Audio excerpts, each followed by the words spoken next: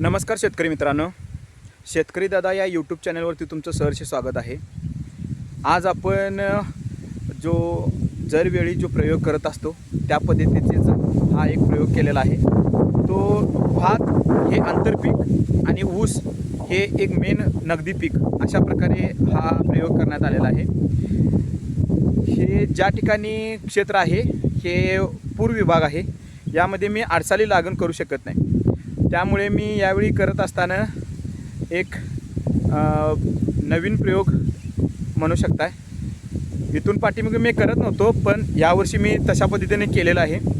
बघूया आता पुढे जाऊन काय काय होतं। करत असताना मी काय केलेलं आहे की जशी माझी जरवी सरी असते 6 फुटाची त्या पद्धतीने सरी सोडलेली आहे आणि त्या बेडमध्ये वरती ज्या बेडवरती कुरीच्या साहाय्याने मी भाताची पेरणी केलेली आहे। भाताची पेरणी करत असताना प्रत्येक सरीवरती येत असताना 5 फण येऊ शकतात, परंतु मला लागण लवकर करायची असल्यामुळे मी पूर येऊन गेल्यानंतर लगेच लागण करणार आहे।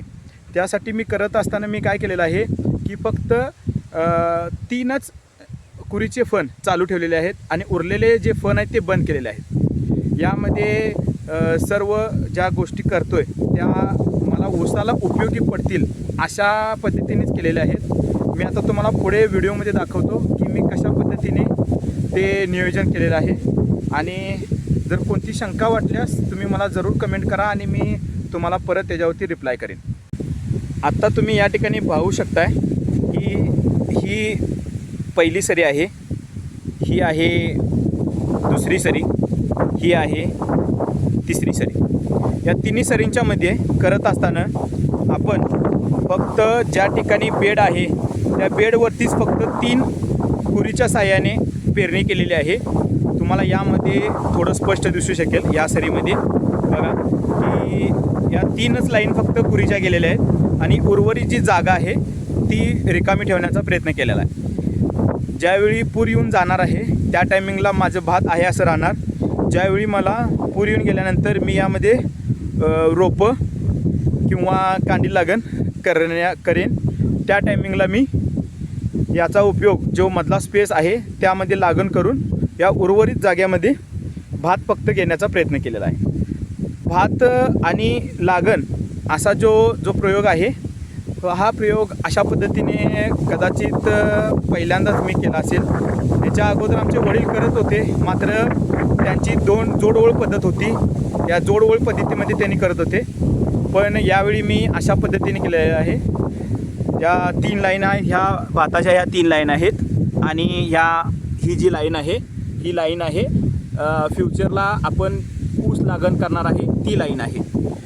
ह्या 6 फुटाचा पट्टा, यामध्ये 3 लाईन तुम्ही बघू शकताय कशा पद्धतीने पेरणी केलेली आहे।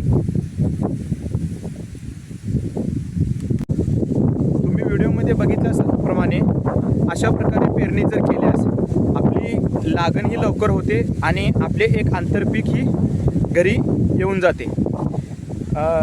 यामध्ये बघत असताना आपण ऊस हे पीक पैशाच्या दृष्टिकोनातून आणि भात हे पीक घरच्यासाठी असे म्हणून याचा उपयोग होईल। जर अशा प्रकारे जर तुम्हाला व्हिडिओ आवडत असतील तर तुम्ही जरूर माझ्या चॅनलला सबस्क्राईब करा।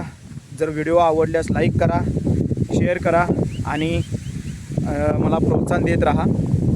धन्यवाद।